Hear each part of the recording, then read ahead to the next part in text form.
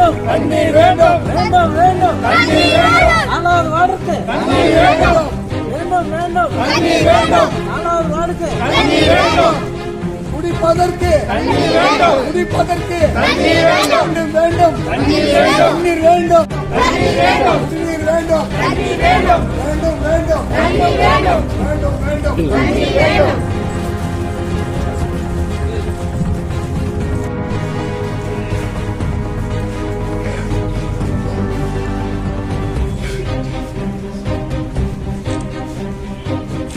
வேண்டும் வேண்டும் தண்ணீர் வேண்டும் நாலாவது வார்டுக்கு தண்ணீர் வேண்டும் வேண்டும் வேண்டும் தண்ணீர் வேண்டும் குடிப்பதற்கு தண்ணீர் வேண்டும் நாலாவது வார்டுக்கு தண்ணீர் வேண்டும் வேண்டும் வேண்டும் தண்ணீர் வேண்டும் வேண்டும் வேண்டும் தண்ணீர் வேண்டும்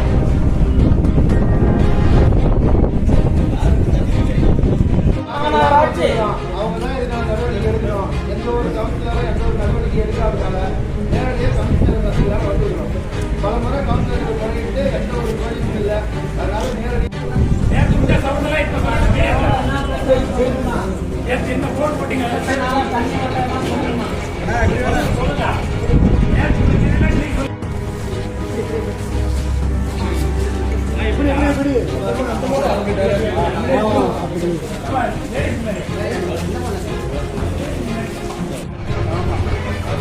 அந்த பொதுமக்கள் வேலை யாரும் எதுவும் பண்றதில்லை. தேவைகள் எதுவும் செய்யறதில்லை.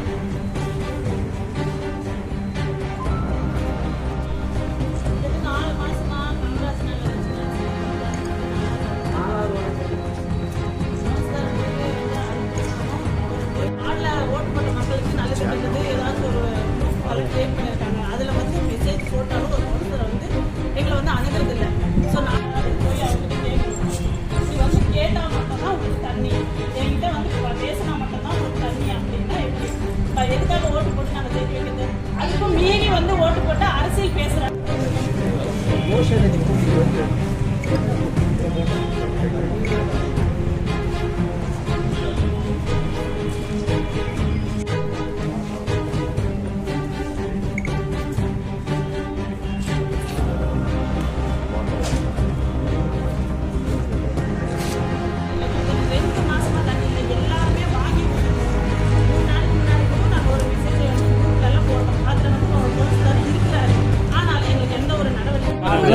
உள்ள போய் குடம்லாம் எடுத்து 3 பேர் மட்டும்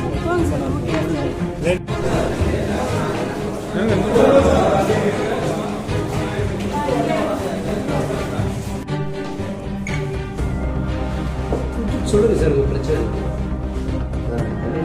ரொம்ப